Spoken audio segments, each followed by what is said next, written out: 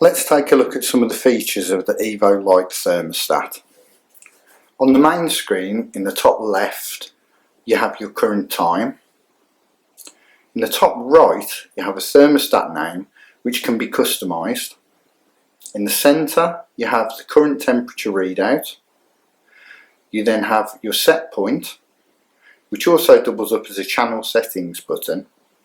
You have your status, which shows you how much power the thermostat's giving to your heater. This also doubles up as a main settings button, and then you have a locking feature which can prevent unauthorised changes to the thermostat settings. At the moment this thermostat's not plugged into a heat source, it's just reading the room temperature. To lock the thermostat, just press on the lock button and you'll notice the icon's now changed to a lock symbol. You now won't be able to make any changes or access any of the menus. You can still access the data login, but not any of the menus to change any of the settings. To unlock the thermostat, hold your finger on the lock button and now it's unlocked. Let's have a look at the channel settings. So if we press on the set point, it will take us into the channel settings. At the moment the thermostat is set up to be running in constant mode. This means it will control at one temperature 24 hours a day. To change that, press on the temperature. You can then enter a new temperature and press the OK button once you've changed your temperature.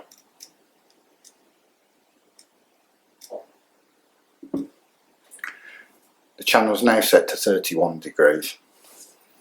If we want to control in day and night mode or in multi-mode, what we need to do is we need to press the setup button.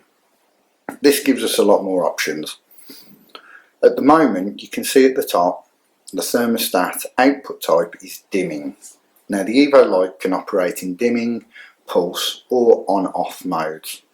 So to change that, simply press on the text and you can see the thermostat's now in pulse mode. Back to dimming. Timing, we have constant, which is one temperature to 24 hours a day. Day and night, which is two temperatures, so you can have a different setting for night time and you can select the times. Or multi, this gives you 4 different settings, so you could have a morning, an afternoon, an early evening and an early morning temperature, so you can create a more naturalistic environment. At the bottom here we have control type, heating.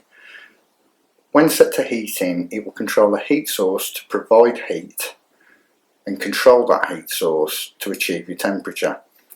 You can also change the thermostat to cooling mode if you want to use fans and use the thermostat to cool down the enclosure. Fixed mode can be used for operating an accessory at a fixed output. So for example, if you wanted to operate a fan or a basking bulb at a fixed percentage, irrelevant of the temperature, you can use that through fixed mode. So we're back to heating. Let's have a look at the settings for day and night. So back to day and night mode, press OK. Now you'll see to set up in day and night mode, first of all you have a time for the day. So at the moment that's set that the day mode will start at 7 o'clock in the morning. You then have a temperature for the day. At the moment that's set to 31 degrees C. Then on to night time, 7 o'clock in the evening. The thermostat will then drop to 25 degrees C. So to edit any of these, simply press on the box you want to change and click OK. We then have multi-mode, which operates in the same way but has 4 settings. So let's have a look at multi-mode. So here what you can see, these are times and these are temperatures. So you set the time. At the moment there's only 2 times set in there which have been carried over from the day and night mode. If you wanted to add in another time, press here on the dashes or press on a time setting that you want to change. You can then enter the time and then enter the temperature next to it. So back to the home screen, let's look at the main thermostat settings. Okay, at the top here you have the thermostat name. If you press on this, you can change the name that's displayed at the top of your thermostat. Here you have your setting for changing the time. You have an alerts menu, so if we go into alerts, you've got a low temperature and a high temperature alert. Now what this will do is, if the thermostat detects the temperature is above or below the alerts, it will cut power to the channel.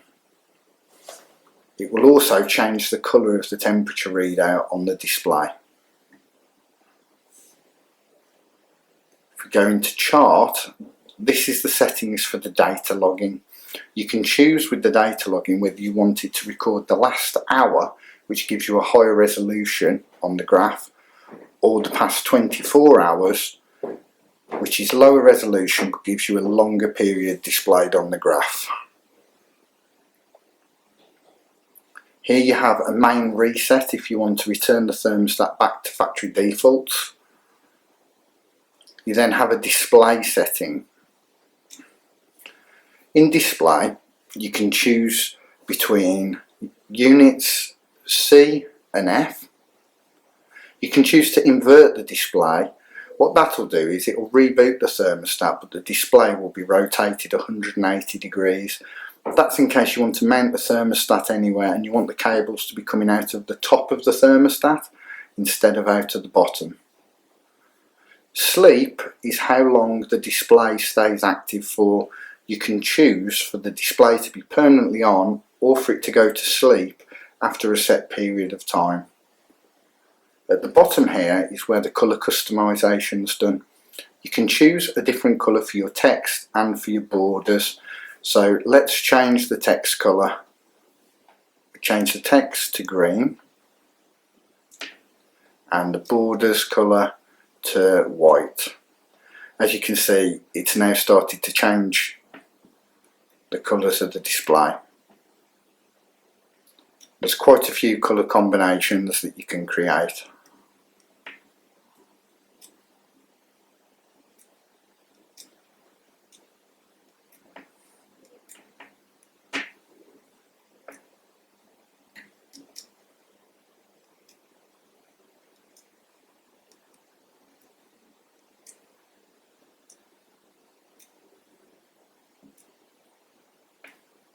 Back to the main screen, the data logging feature I mentioned, if you press on the current temperature readout, it will bring you a graph. Now this graph is showing the temperature in the room. What it will do is it will let you see how your heat source has been able to cope. So for example, in the winter months where it's quite cold and you've only got a small bulb, you might find the thermostat's been given full power to the heat source, but it still hasn't been able to maintain the temperature that you require.